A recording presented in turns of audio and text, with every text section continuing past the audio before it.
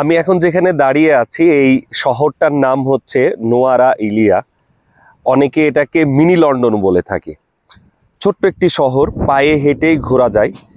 শ্রীলঙ্কাতে যে সকল পর্যটকরা আসে তারা মূলত এই সিটিতে একদিন বা 2 দিন থাকে। এখানে অনেক কিছু দেখার আছে। পিছনে আমি যেটা দেখাতে চাচ্ছি আপনাদেরকে, এই যে এটার নাম গেগরি লেক। উইলিয়াম গেগরি এই লেকটা খনন করেন শহরে পানি ব্যবস্থাপনা ঠিক রাখার জন্য। এছাড়াও আরও কিছু বৈশিষ্ট্য আছে এই শহরটার। আপনি আশেপাশের বাড়িঘরগুলো যদি দেখেন তাহলে দেখবেন প্রতিটা বাড়ির স্ট্রাকচার অনেকটা ইংল্যান্ডের মতো, লন্ডন শহরে যে বাড়িগুলো আছে সেই রকম। প্রতিটা বাড়িতে মোটামুটি ফায়ার প্লেস আছে, এটা বোঝাই যায় বাইরে থেকে চিমনিগুলো দেখা যাচ্ছে।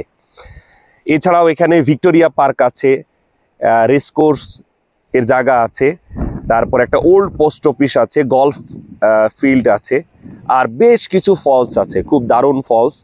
আর আপনি যেখানেই থাকেন না কেন, যে রিসোর্ট বা কটেজেই থাকেন না কেন, আপনি সেখানে মোটামুটি ধরে নেবেন যে আপনার কটেজের পাশে এরকম চা বাগান আছে।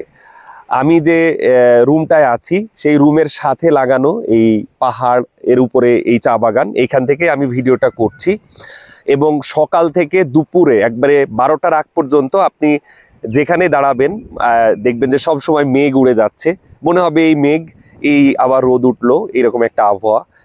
অনেকেই মানে আমার সাথে যারা আছে তারা বলছে যে অনেকটা দার্জিলিং এর মতো ভাইব।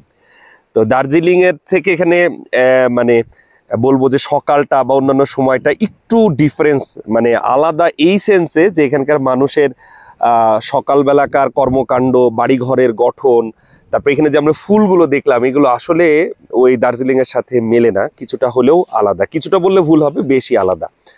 তো খুব সুন্দর একটি শহর। আপনারা যদি শ্রীলঙ্কায় আসেন তাহলে অবশ্যই এই শহরে 1 রাত বা 2 রাত থাকতে মিস করবেন না, মানে এই সুযোগটা মিস করবেন না। অবশ্যই 2 রাত হলে খুব বেটার, তাহলে খুব রিল্যাক্সে এই শহরটা ঘুরতে পারবেন, মানুষের সাথে কথা বলতে পারবেন, খেতে পারবেন। আর মোটামুটি যেটা আপনার আত্মিক ভালো লাগা সেটা নেয়ার জন্য একটু সময় দিতে হবে। এখানে এসে বসে থাকাটাই আসলে ভালো লাগার বিষয়। তো সবাইকে এই ভিডিওটি দেখার জন্য আবারও ধন্যবাদ জানাচ্ছি।